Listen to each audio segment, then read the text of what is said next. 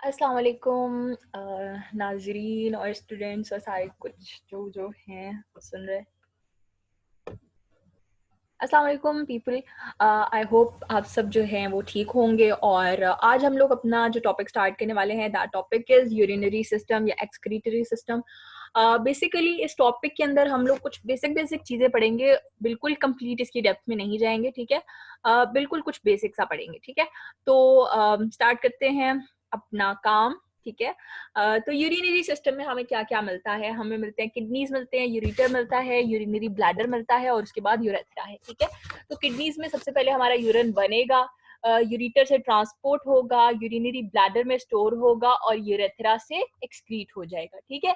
तो हम देखते हैं। ओके ओके, आई गेस के प्रॉपर डायग्राम जो है ना वो मैंने इंक्लूड नहीं की इसमें, कोई बात नहीं है। आप लोगों ने देखा ही होगा। अच्छा, इधर मैं थोड़ा सा ड्रॉ करके दे देती हूँ आप लोगों को कि ये किडनीज हो गए और इस तरह से उसके किडनी की जो रीनल पेल्विस है इस तरह से निकला। इस जगह को हम लोग पेल्विस बोलते हैं, ठीक है। यहाँ से जो है वो निकली आपकी, और ये ट्यूब लाइक स्ट्रक्चर्स जो हैं इसको हम लोग बोलते हैं यूरिटर। और आगे जाकर जो है आपका यूरिन स्टोर हो जाता है ब्लैडर के अंदर, ठीक है। ये जो है आपका यूरिनरी ब्लैडर होता है और उसके बाद जो है एक ट्यूब है आपकी, और उस ट्यूब के थ्रू जो है एक्सटर्नल ओपनिंग है और वहां से जो है वो यूरिन बाहर निकलता है, ठीक है। इसी तरह दूसरी साइड पे भी आपका एक किडनी है, ठीक है। और हम लोगों को इतना तो पता है कि किडनी जो है हम अपना एक किडनी दूसरे को दे सकते हैं, किसी दूसरे इंसान की जान बचा सकते हैं। और यस, ठीक है। और एक किडनी से भी हमारा गुजारा हो सकता है, ठीक है। ठीक है, ये पेयर में है। लेकिन ये है कि एक किडनी पे फिर ज़्यादा बर्डन आ जाता है, ठीक। अच्छा, नेक्स्ट चीज़ अब किडनीज़ के बारे में हम देखते हैं कि किडनी क्या होते हैं कि फिब्रस कनेक्टिव टिश्यू। किडनीज़ जो है वो तो ऐसे ऑर्गन्स ही है हमारे जो कि फ़िल्टर करते हैं हमारे ब्लड को और क्या करते हैं फिर उसमें से यूरिन बनाते हैं, ठीक है। अब जो एक फिब्रस कनेक्टिव टिश्यू है जिसको हम फिब्रस कैप्सूल बोलते हैं, वो किडनीज को इनक्लोज कर रहा होता है। किडनी की जो लैटरल सरफेस है वो इस तरह से कॉन्वेक्स होती है और जो मीडियल साइड है वो कॉनकेव होती है, ठीक है। तो ये वाली साइड मीडियल अंदर की तरफ वाली जो है वो कॉनकेव है और बाहर की तरफ लैटरल वाली कॉन्वेक्स है, ठीक है। अच्छा, आगे आ जाते हैं। ये कॉन्वेक्स सरफेस हमें नजर आ रही है और अंदर की तरफ ये जो अंदर की तरफ मुड़ी हुई है दैट इज कनकेव, ठीक है। अब जरा हम लोग इसके पार्ट्स पे नजरसानी कर लेते हैं, क्या क्या पार्ट्स हैं इसके अंदर इन्होंने दिए हुए। अच्छा, सबसे बाहर की तरफ, बाहर का जो साइडों वाला हिस्सा होता है ना उसको हम कहते हैं रीनल कॉर्टेक्स, ठीक है। साइडों वाला ये जो हिस्सा, इतनी जो लाइनिंग है जहां से ये पिरामिड्स नहीं स्टार्ट हुए, दैट इज रीनल कॉर्टेक्स, ठीक है। आगे ये जो पिरामिड शेप स्ट्रक्चर स्टार्ट हो गया, ये किस जगह पे स्टार्ट हुआ? मेडुला के अंदर स्टार्ट हुआ, ठीक है। उसके बाद जो है उसकी आउटर लाइनिंग जो है उसको हम कैप्सूल बोलेंगे। अंदर की तरफ जो है यहाँ पर ये जो हमें ट्यूब सी नजर आ रही है ये क्या है? माइनर कैलिक्स नजर आ रही है, ये वाली छोटी वाली।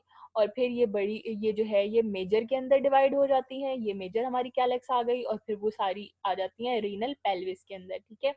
अच्छा, और रीनल आर्टरी और रीनल वेन ये जिधर से एंटर हो रही हैं इस जगह से, उसको हम लोग क्या बोलते हैं? हाइलस बोलते हैं।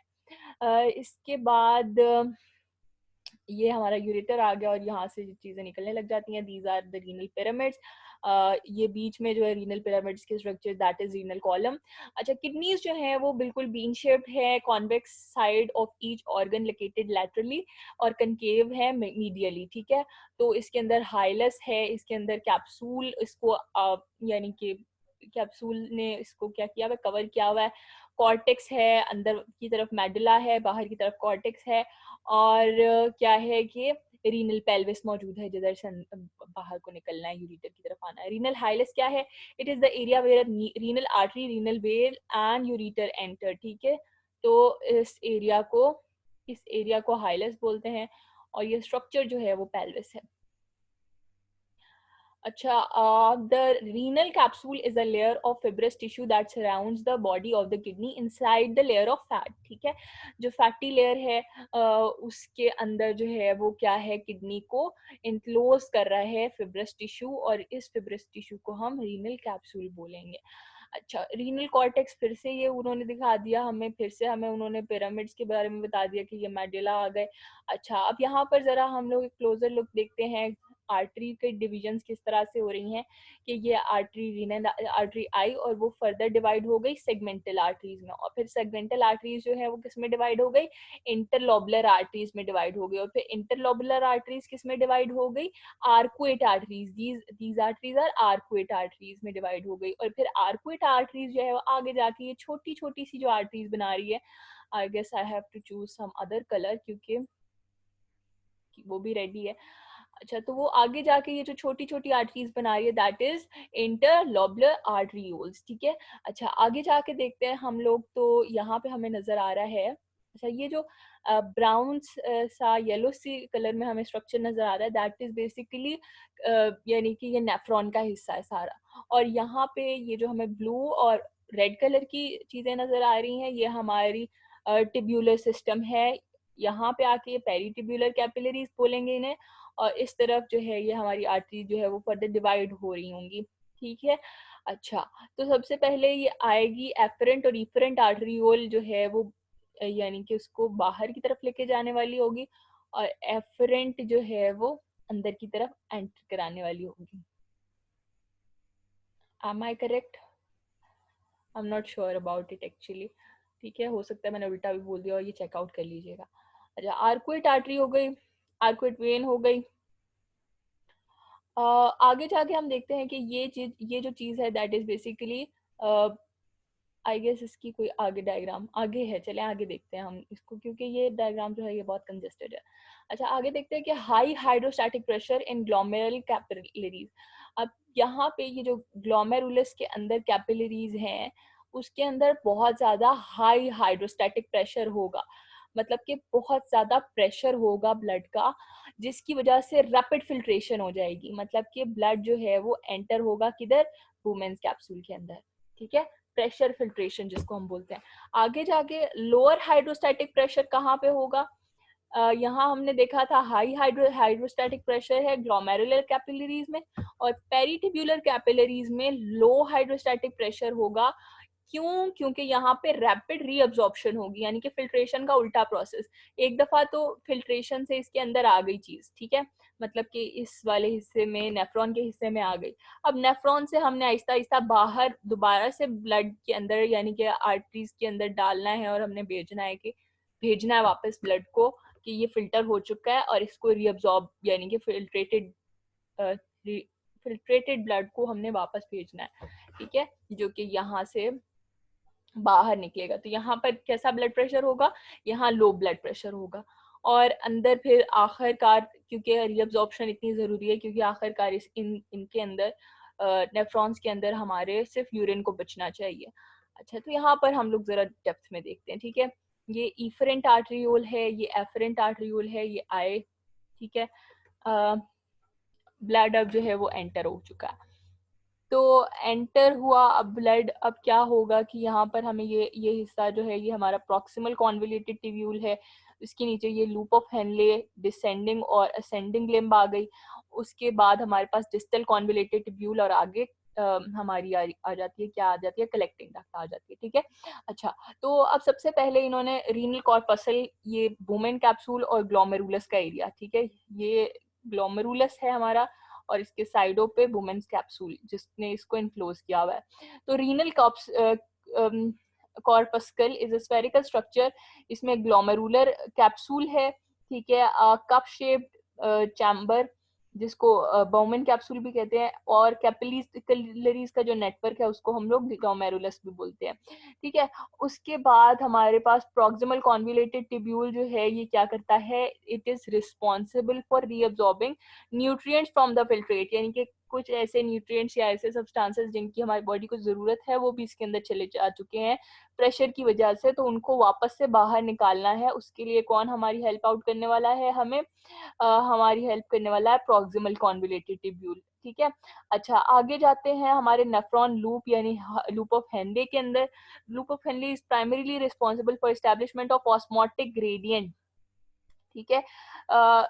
हम लोग ना इसको डिवाइड भला किस तरह करते हैं कि ये जगह जो है मतलब कि इतनी जगह जो है, ये वाली जगह जो है वो रीनल कॉर्टेक्स के अंदर मौजूद है और ये रीनल मेडुला के अंदर मौजूद है। इसीलिए इन लोगों ने बात की है कि ऑस्मोटिक ग्रेडियंट जो रीनल मेडुला के अंदर मेंटेन होगा वो कौन सी जगह करेगी, ये लूप ऑफ हेनले करेगी। ठीक है, इसको हम आगे जाके देखते हैं। ये प्रमोट करती है वाटर की रीअब्जॉर्प्शन को फ्रॉम ट्यूबुलर फ्लूइड, यानी कि इधर से वाटर को बाहर निकालने को ये प्रमोट करती है कलेक्टिंग सिस्टम के अंदर। अच्छा, अब नेक्स्ट चीज अगर हम देखें यहाँ पर, तो डिस्टल कॉन्वोल्यूटेड ट्यूब्यूल जो है वो क्या करता है, further adjustment composition of tubular fluid, इसमें सिक्रीशन और रीअब्जॉर्प्शन दोनों प्रोसेस हो रहे होते हैं। ठीक है, वेरिएबल सोलूट की रीअब्जॉर्प्शन और सिक्रीशन। अच्छा, नेक्स्ट चीज जो है यहाँ पर कलेक्टिंग डक्ट आ गई आखिरकार, जो भी रीअब्जॉर्प्शन वगैरह के बाद बच गया फ्लूइड वो सारा इसमें एंटर हो जाता है और वो फिर क्या होता है, वो यूरिन होता है। Collecting duct is carries tubular fluid through osmotic gradient into the renal medulla. यहाँ पर आखिर तक जो है वो क्या होती रहेगी, सोलूट रीअब्जॉर्प्शन और सिक्रीशन होती रहेगी और वाटर जो है उसकी भी रीअब्जॉर्प्शन होती रहेगी, और आखिरकार ये इस कलेक्टिंग डक्ट के मरहले से पास होने के बाद जब किडनी से बाहर वो निकल रहा होता है, किडनी से बाहर जो फिल्ट्रेट निकल रहा होता है वो क्या है, वो यूरिन है आपका। अच्छा, अब हम लोग एक दफा दोबारा देख लेते हैं कि जनरल फंक्शंस और स्पेसिफिक फंक्शंस क्या है। रीनल कॉर्पसल जो है वो फिल्ट्रेशन करवाता है बेसिकली। फिल्ट्रेशन जो है वाटर, इनऑर्गेनिक, ऑर्गेनिक सोल्यूट्स की निकालता है। रिटेंशन और क्या क्या चीज़ें नहीं वो करवा सकता, उसकी फिल्ट्रेशन फिल्ट्रेट में नहीं कर सकता, मतलब कि प्लाज्मा प्रोटीन्स और ब्लड सेल्स जो हैं वो इसके अंदर नहीं जाएंगे। ठीक है, ये जो फिल्ट्रेट वुमेन कैप्सूल के अंदर चला जाएगा ना, उसमें सिर्फ वाटर, इनऑर्गेनिक और ऑर्गेनिक सोल्यूट्स जाएंगे, उसमें प्लाज्मा प्रोटीन्स और ब्लड सेल्स नहीं जा सकेंगे। ठीक है, अच्छा, प्रॉक्सिमल कॉन्वुलेटेड ट्यूब्यूल जो है उसमें क्या होगा, फिर 60 to 70% जो वाटर है उसकी रीअब्जॉर्प्शन जो है इधर होगी। 99 to 100% organic substrates, 60 to 70% sodium और क्लोराइड जो है ओरिजिनल फिल्ट्रेशन में से यहाँ पे रीअब्जॉर्प्शन होगी। एक्टिव रीअब्जॉर्प्शन और पैसिव रीअब्जॉर्प्शन इन चीज़ों की हो रही है। अच्छा, यहाँ पर काफ़ी कुछ इन्होंने लिखा हुआ है। आई होप कि ये टेबल आप लोग बाद में एक दफ़ा इसको देख लेंगे। ठीक है, बिकॉज इसको डिस्कस करने में काफ़ी टाइम लग जाएगा। अच्छा, आगे एक दफ़ा देखते हैं हम लोग के 3 स्टेप्स में क्या क्या 3 स्टेप्स यहाँ पे हो रहे होते हैं। सबसे पहले तो ग्लोमेरुलर फिल्ट्रेशन हो गई। वाटर और सॉल्यूट्स जो है स्मॉलर देन प्रोटीन्स, वो सारे जो है वो कैपिलरी वॉल से फोर्स हो गए किधर, मतलब वुमेन कैप्सूल के अंदर। ठीक है, उसके बाद जो है टिब्यूलर रीअब्जॉर्प्शन के अंदर क्या हुआ, टिब्यूलर रीअब्जॉर्प्शन के अंदर वाटर, ग्लूकोज, अमाइनो एसिड्स और बाकी सारे नीडेड आयन जो है वो फिल्ट्रेट हो गए tubule cells and then enter the blood capillaries, वो सारे जो है वो ब्लड कैपिलरीज के अंदर एंटर हो गए। ठीक है, इधर हमारा टिब्यूलर रीअब्जॉर्प्शन का प्रोसेस हो गया। और थर्ड प्रोसेस हमारा कौन सा हुआ, हमारा थर्ड प्रोसेस ट्यूब्यूलर सिक्रीशन का हुआ, जिसमें हाइड्रोजन, पोटेशियम, क्रिएटिनिन, ड्रग्स, ये सारे पेरिट्यूब्यूलर ब्लड से रिमूव हुए और वो कहाँ पे आए, कहाँ पे आए, वो हमारे वो आ गए डिस्टल कॉन्वुलेटेड ट्यूब्यूल के अंदर। ठीक है, और इस फिल्ट्रेट के अंदर आ गया क्योंकि इन चीज़ों को हमने बाहर निकालना है। अच्छा, ग्लोमेरुलर फिल्ट्रेशन के अंदर क्या क्या होता है, this takes place through semi permeable walls, Bowman's capsule और ग्लोमेरुलर कैपिलरीज की होती है। The afferent arteriole supplying blood to glomerular capillaries carries useful as well as harmful substances. अब क्योंकि आर्टेरियोल्स के अंदर जो है वो ब्लड आ रहा है और उस ब्लड के अंदर क्या क्या चीजें हैं, उसमें हार्मफुल चीजें भी है, उसमें यूजफुल चीजें भी हैं। तो अब हमारे किडनीज ने करना क्या है कि उन यूजफुल चीजों को अलग करना है हार्मफुल चीजों से, और हार्मफुल चीजों को बाहर निकालना है अपने बॉडी से। ठीक है, तो यूजफुल सब्सटेंसेस हमारे पास कौन कौन से होते हैं, glucose, amino acid, vitamin, hormones, electrolyte, science, जिनको हम लोगों ने सस्टेन करना होता है। और वेस्ट सब्सटेंसेस जिनको सिक्रीट करवाना होता है, बाहर निकालना होता है, वो यूरिया, यूरिक एसिड, क्रिएटिनिन और बाकी इस तरह के आयंस। डायमीटर ऑफ इफरेंट आर्टरियोल जो है वो नैरो है एफरेंट से, और इसकी वजह से क्या होता है, difference in diameter of arteries, blood leaving the glomerulus creates the pressure known as hydrostatic pressure. तो आई गेस मुझे चेक ही कर लेना चाहिए।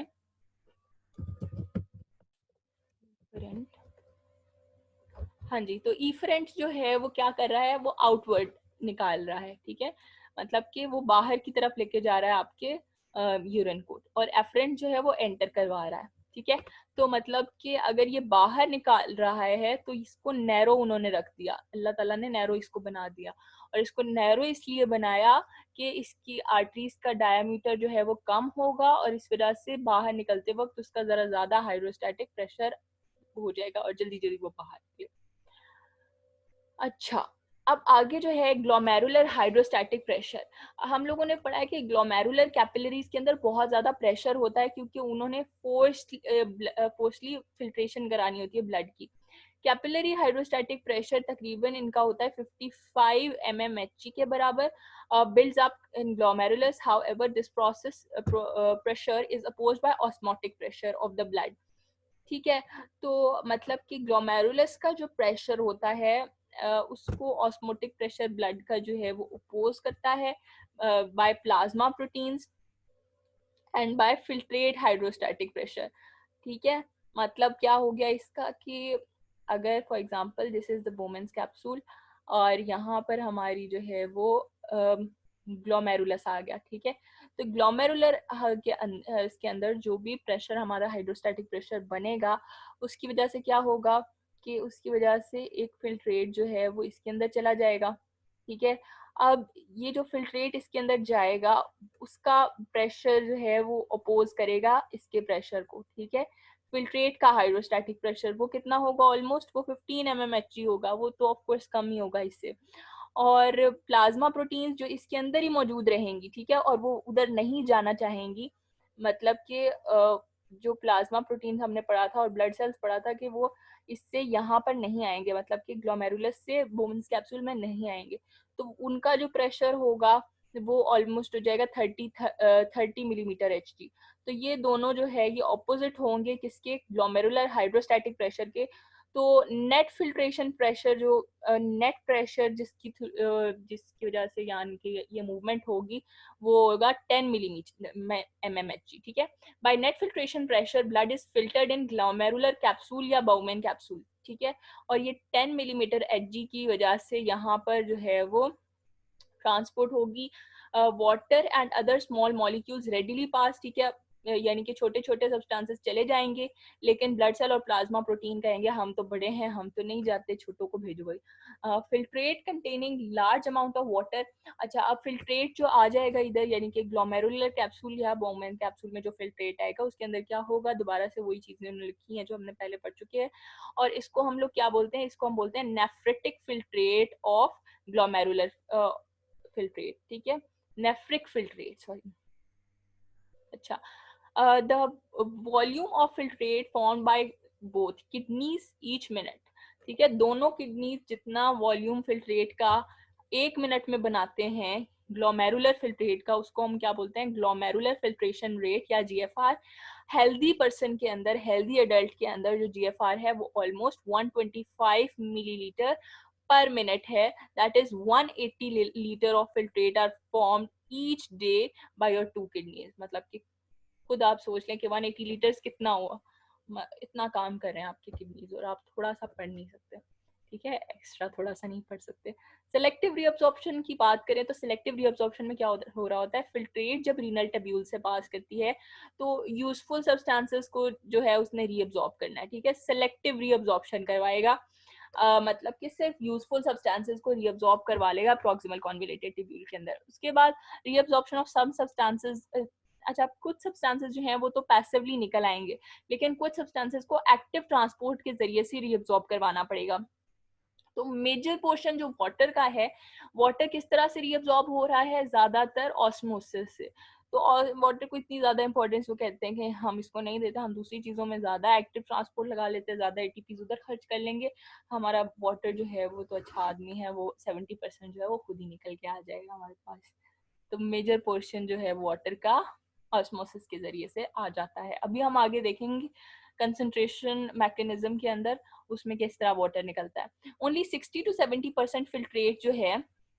अच्छा, अब प्रॉक्सिमल कॉन्वोल्यूटेड ट्यूब्यूल में ये रीअब्जॉर्प्शन जो है वो हो गई। अब 60 to 70% जो सबसे पहले स्टार्ट हुआ था फिल्ट्रेट फिल्टर होना, वो पहुंचता है लूप ऑफ हेनले में। Much of this specially water. अब इसमें क्या क्या चीजें बेसिक होती हैं, उसमें वाटर, सोडियम और क्लोराइड जो है वो बेसिक होता है। ये रीअब्सॉर्ब होगा सो दैट ओनली 15 to 20% जो है वो डिस्टल कॉन्वोलेटेड ट्यूब्यूल तक जाएगा, मतलब कि यहाँ पे भी काफी सारी रीअब्सॉर्प्शन हो जाएगी।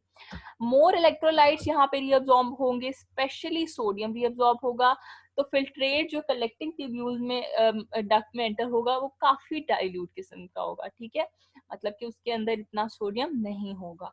अच्छा, उसके बाद the main function of collecting duct is to reabsorb as much water as they can, ठीक है। और उसके बाद जो कलेक्टिंग डक्ट होगी उसका भी मेन फंक्शन जो है वो क्या होगा कि इतना वाटर, जितना वाटर वो रीअब्सॉर्ब कर सकता है वो कर ले, ठीक है। अच्छा, उसके बाद न्यूट्रिएंट्स जिस तरह के ग्लूकोज, अमाइनो एसिड, विटामिन जो है वो एक्टिव ट्रांसपोर्ट से रीअब्सॉर्ब होते हैं।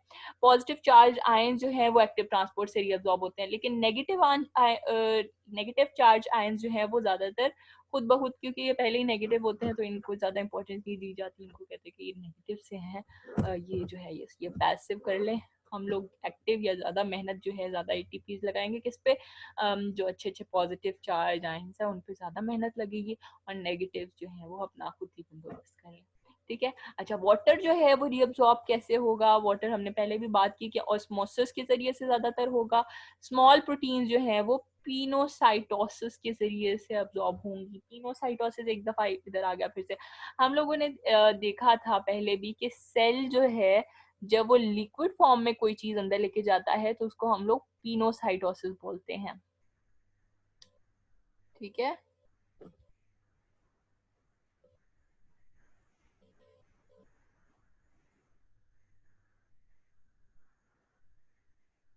Tubular secretion आ रही है। Tubular secretion takes place from the blood in the peritubular capillaries to the filtrate to reach renal tubules, ठीक है। अब पेरिट्यूबुलर कैपिलरीज तो आपने देखी है ना कि यानी कि अगर इस तरह से लूप ऑफ हेनले बना दिया, ओके सॉरी थोड़ा गलत मैंने बना दिया, यहाँ पर मैं करती हूँ, ठीक है।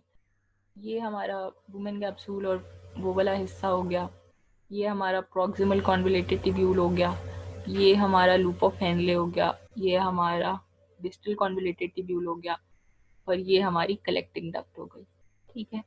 अच्छा, अब यहाँ पर साथ साथ जो है एक चैनल चल रहा होगा हमारी कैपिलरीज का, ये अभी मैंने ऊपर भी आपको दिखाई थी कि कैपिलरीज का जो चैनल चल रहा है यहाँ पर, इनको क्या बोलना है? पेरिटिब्यूलर कैपिलरीज बोलेंगे, ठीक है। पेरिटिब्यूलर कैपिलरीज बोलेंगे। टिब्यूलर सिक्रीशन कैसे होगी कि ब्लड से इन पेरिटिब्यूलर कैपिलरीज जो है to the filtrate in the renal tubules, ठीक है। रीनल टिब्यूल के अंदर जो फिल्ट्रेट है ब्लड से, उसके अंदर चीजें जाएंगी। Can ensure that waste such as creatinine, ठीक है, जिसमें क्रिएटिनिन, एक्सेस हाइड्रोजन और एक्सेस पोटेशियम को पेरिटिब्यूलर कैपिलरीज से भेजा जाएगा हमारे रीनल टिब्यूल के अंदर ताकि इसको एक्सक्रीट कर दिया जाए। अब एक्सेस पोटेशियम जो है उसको सिक्रीट करेंगे in exchange of sodium positive ion is reabsorb, ठीक है। तो एक अगर पॉजिटिव जो है वो अंदर जा रहा है तो एक पॉजिटिव बाहर भी आएगा, तो हम पोटेशियम को भेज देंगे यूरिन के अंदर, और सोडियम हमारे काम की चीज है, हम सोडियम को है जो वापस बुला लेंगे। इस प्रोसेस को हम क्या बोलते हैं? इस प्रोसेस को हम बोलते हैं हाइपरकैलेमिया, ठीक है। अच्छा, उसके बाद ट्यूब्यूलर सिक्रीशन हाइड्रोजन आयंस की जो है वो बहुत ज्यादा इंपॉर्टेंट है। क्यों इंपॉर्टेंट है? क्योंकि इसकी वजह से हमारी नॉर्मल ब्लड की पीएच मेंटेन होगी। What is the normal pH of our blood? ठीक है, this is very important question. Normal pH of blood that is from 7.35 to 7.45, ठीक है। ये मैंने अपने जो है ना उसमें बफर सोल्यूशन वाले लेक्चर में भी बताया था किस तरह से blood as a buffer act करके भी अपनी पीएच को मेंटेन करवाता है, ठीक है। तो यहाँ पर भी ये आयंस का एक्सचेंज हो रहा है। उसके बाद substances such as drugs including penicillin, aspirin. अब कुछ लोग हैं बहुत ज्यादा दवाइयाँ खाते हैं, अब उन दवाइयों के अंदर कुछ ऐसे केमिकल्स हैं जिसकी हमारी बॉडी को बिल्कुल ज़रूरत नहीं है, तो हमारी बॉडी चाहती है कि वो निकाल दे उसको ब्लड में से। अच्छा, जो लोग ज़्यादा दवाइयाँ खाते हैं अगर आप देखें तो उनके यूरिन के अंदर काफ़ी वो कंसनट्रेटेड सा होता है, और समटाइम उसका कलर भी काफ़ी डार्क होता है, ठीक है। तो इसी वजह से होता है क्योंकि उसमें इस तरह के केमिकल्स बहुत सारी तादाद में मौजूद होते हैं। Such substances are cleared by secretion from peritubular capillaries. Peritubular capillaries जो है वो उसको निकाल देती हैं और वो चला जाता है अपनी डिस्टल कॉन्वोलेटेड ट्यूब्यूल में। ठीक है, पेरिटिब्यूलर कैपिलरीज, हाँ जी। The tubular filtrate is finally known as urine. उसके बाद जो फिल्ट्रेट आखिर में कलेक्टिंग डक्ट के अंदर और फिर कलेक्टिंग डक्ट से भी रीअब्जॉर्प्शन होती रहती है, आखिर में जो आ जाता है हमारे पास, दैट इज यूरिन। और ह्यूमन यूरिन मोस्टली हाइपरटोनिक होता है, यहाँ तक कि आप बहुत ज़्यादा पानी ना पी लें और आपका यूरिन डाइल्यूट हो जाए क्योंकि आप बहुत ज़्यादा पानी पी रहे हैं। अच्छा, यहाँ पर भी उन्होंने वही चीज़ दिखाई हुई है। अच्छा, यहाँ पे उन्होंने ना ज़रा प्रेशर की बात की हुई है। अब ये आगे जब मैं आपको बताने लगी हूँ ना जो बात, उसमें आपको ये प्रेशर की ज़रूरत पड़ेगी। तो फिल्ट्रेट जो नेफ्रॉन के अंदर एंटर हो रहा है, अच्छा अब यहाँ पर सिर्फ आप ये देखें कि प्रेशर की क्या क्या है। 300 का प्रेशर आपका जो है प्रॉक्सिमल कॉन्वोलेटेड ट्यूब्यूल और ये ग्लोमेरुलर एरिया में है, ठीक है। उसके बाद जब आप लूप ऑफ हेनले के अंदर एंटर होने वाले हो उस वक्त 400 हो गया। उसके बाद इसके अंदर का प्रेशर 600 हो गया, 900 at this part and 1200 at this part. क्यों हो रहा है? Filtrate entering the nephron loop is isosmotic to both blood plasma and cortical institution. अच्छा, अब जिस तरह ये नीचे जा रहे हैं तो हम देख रहे हैं कि उसका प्रेशर जो है वो बहुत ज़्यादा है, और फिर हम ऊपर आ रहे हैं तो उसका प्रेशर जो है वो काफ़ी कम हो रहा है। ठीक, अभी हम आगे देखते हैं इसको। मैकेनिज्म क्या है यूरिन कंसंट्रेशन का? तो अच्छा, अब यूरिन कंसंट्रेशन बेसिकली आपको एमसीक्यू आए कि यूरिन कंसंट्रेशन कहाँ पर होती है, यानी कि अब हम कहेंगे कि यूरिन कंसंट्रेशन तो हर जगह ही हो रही है, हर चीज़ ही, यानी कि रीअब्जॉर्प्शन हो रही है हर जगह से। हाँ, सिक्रीशन सिर्फ डिस्टल कॉन्वोलेटेड ट्यूब्यूल का पार्ट है, ट्यूब्यूलर सिक्रीशन। तो वाटर पूरी यानी कि नेफ्रॉन के अंदर रीअब्जॉर्ब हो रहा है, लेकिन बेसिकली जो रीअब्जॉर्प्शन हम कहेंगे पानी की जो ज़्यादा हो रही है, सबसे ज़्यादा पानी की रीअब्जॉर्प्शन वो होगी लूप ऑफ हेनले में और कलेक्टिंग डक्ट में, ठीक है। अच्छा, इसको हम लोग समझते हैं काउंटर करंट मल्टीप्लायर मैकेनिज्म से, और इसको समझाने के लिए मैं आपको एक और चीज़ दिखाना चाहूँगी, and that cheese would be basically, क्या चीज़ मैं आपको दिखाऊंगी, एक मिनट रुकिए।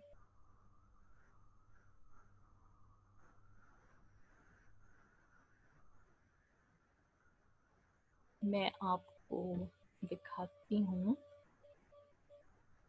एक चीज़। Let me show you. Yes, so here we are, ठीक है। इस एनिमेशन को हम ज़रा बड़ा करते हैं और ये देखिए, हम लोग अभी जा रहे हैं एक नेफ्रॉन के अंदर। दिस इज, अच्छा क्वालिटी इसकी ज़रा कम है। ये नेफ्रॉन के अंदर हम लोग पहुंच गए, और नेफ्रॉन के अंदर हमें अब ये नज़र आ रहा है कि ये ग्लोमेरुलस है, ये हमारा सारा नेफ्रॉन आ गया, ये हमारी पेरिटिब्यूलर कैपिलरीज आ गई। ये अब यहाँ से हमारे जो है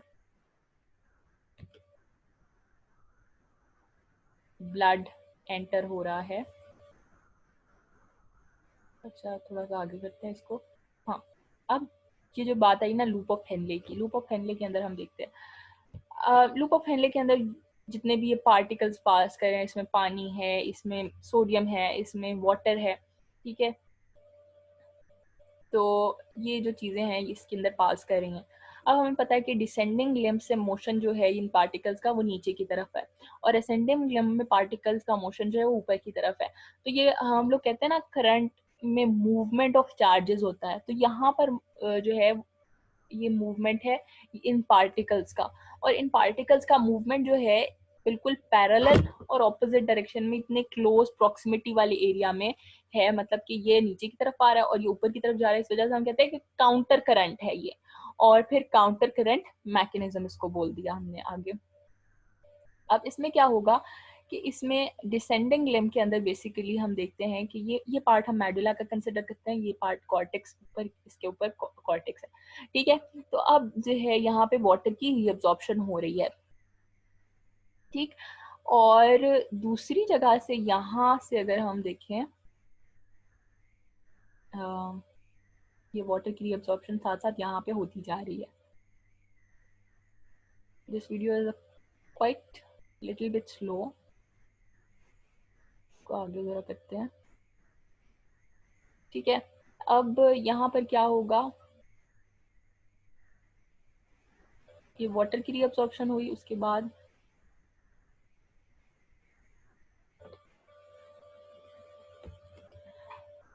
अच्छा मैं वैसे बता देती हूँ कि यहाँ पे वाटर की रीअब्सॉर्प्शन जो है वो डिसेंडिंग लिम्ब में हो रही है, और असेंडिंग लिम्ब में जो है वो किस चीज़ की रीअब्सॉर्प्शन होगी। अच्छा, अब हम लोग इस वीडियो में देखते हैं। ठीक है, वो वाली वीडियो मुझे इतनी कोई खास नहीं लग रही थी। अच्छा, इसमें उसने यहाँ पर जो है ना दोबारा से यहाँ पे लूप ऑफ हेनले ड्रॉ किया है। ठीक है, अब लूप ऑफ हेनले से क्या होगा कि यहाँ पर लूप ऑफ हेनले जो है असेंडिंग लिम्ब से सोडियम की रीअब्सॉर्प्शन हो रही होती है, और डिसेंडिंग लिम्ब से हमारी हमें पता है कि वाटर की रीअब्सॉर्प्शन हो रही होती है।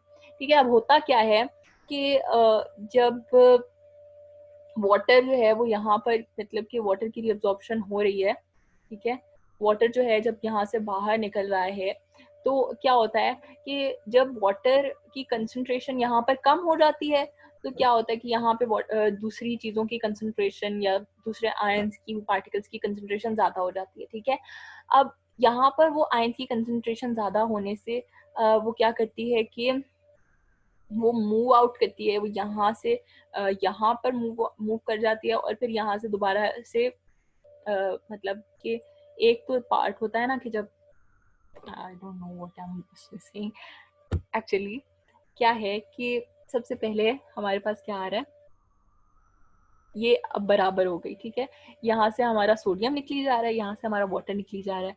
अब दोनों की परफेक्ट कंसंट्रेशन हो गई, परफेक्ट प्रेशर मेंटेन हो गया। ठीक है, अब क्या होता है कि अब क्योंकि यहाँ पर जो है वो पानी कम हो गया, मतलब कि दोबारा से यहाँ की कंसंट्रेशन ज़्यादा हो गई, डिसेंडिंग लिम्ब की कंसंट्रेशन ज़्यादा हो गई।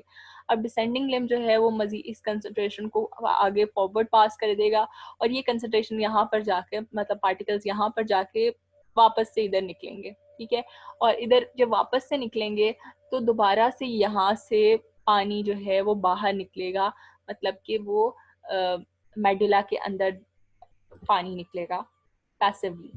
तो yes, this is the video यही बोल रही है कि हम लोगों की जो पार्टिकल्स हैं वो इस तरह मूव कर रहे हैं, जिसकी वजह से ये काउंटर मतलब कि एक प्रोसेस है ऐसा चलता जा रहा है, मतलब यहाँ से हमारे सोडियम निकल रहा है और उसके मुकाबले में यहाँ से हमारा पानी निकली जा रहा है, और यहाँ पे हमारी रीअब्जॉर्प्शन हुई जा रही है इन सब्सटेंसेस की। तो इस तरह से इस वजह से सोडियम के बाहर निकलने की वजह से इसके मुकाबले में जो है वो पानी कहता है कि अब सोडियम इतनी कंसंट्रेशन जब यहाँ पे ज़्यादा होगी, ऑफ कोर्स जब यहाँ पे सोडियम की कंसंट्रेशन ज़्यादा होगी तो पानी यहाँ पे जाना चाहेगा। पानी जो है वो high low to high concentration move करता है, ऑस्मोसिस से मूव करता है। हम लोगों ने पहले बात की थी कि ऑस्मोसिस से हमारी जो है 70 to 80% जो है कंसंट्रेशन होगी, और वो किधर होगी, वो लूप ऑफ हेनले में होगी। और वो लूप ऑफ हेनले में कैसे होगी, काउंटर करंट मैकेनिज्म से, कि यहाँ से नीचे की तरफ आ रहा है, यहाँ से ऊपर की तरफ जा रहा है हमारा जो फिल्ट्रेट है, और इस फिल्ट्रेट में यहाँ से पानी बाहर निकल रहा है, यहाँ से हमारा सोडियम बाहर निकल रहा है, और सोडियम के बाहर निकलने की वजह से यहाँ पे जब सोडियम ज़्यादा होगा तो यहाँ से पानी ज़्यादा बाहर निकलेगा, और फिर यहाँ से सोडियम ज़्यादा बाहर निकलेगा, फिर यहाँ से पानी ज़्यादा बाहर निकलेगा, और बस यही चक्कर जो है ना इनका चलता जाएगा। ठीक है, और आखिरकार क्योंकि इस जगह पे कंसंट्रेशन बहुत ज़्यादा हो जाएगी तो दैट वुड बी 1200 का प्रेशर यहाँ पे हो जाएगा। आई होप कि आप लोगों को थोड़ी बहुत इसकी नॉलेज और इसकी अंडरस्टैंडिंग हो गई हो।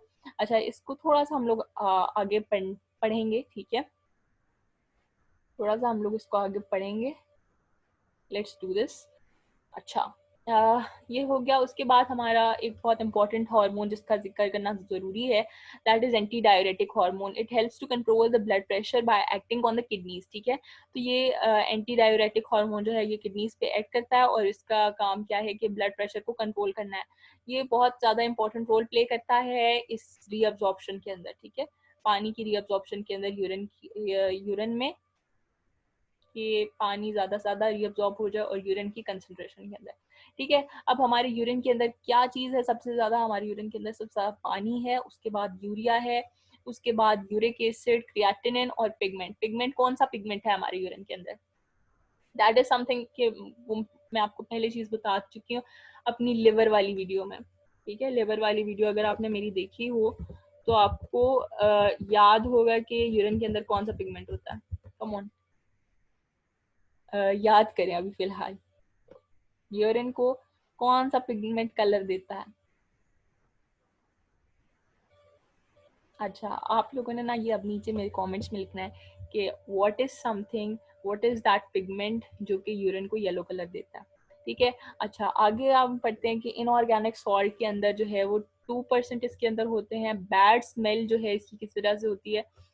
यूरिन की बैड स्मेल, यूरिन कब बैड स्मेल करता है, जब वो ज़्यादा कंसनट्रेटेड होता है, तो उसकी बैड स्मेल जो है ये यूरेनॉइड की वजह से होती है। Pale yellow colour due to urochrome और यूरोबिलिन, जो कि हीमोग्लोबिन के ब्रेकडाउन से मिलता है। यहाँ पे यूरोबिलिन लिखा हुआ है, लेकिन पहले जो मैं आपसे डिस्कस कर चुकी हूँ ना जिस चीज की, दैट वाज समथिंग बिलिन ही है। I want you to answer without checking out. ठीक है। अच्छा, ये था हमारा आज का लेक्चर। आई होप कि आप लोगों को थोड़ी बहुत समझ आई हो। Thank you so much for watching. Bye bye.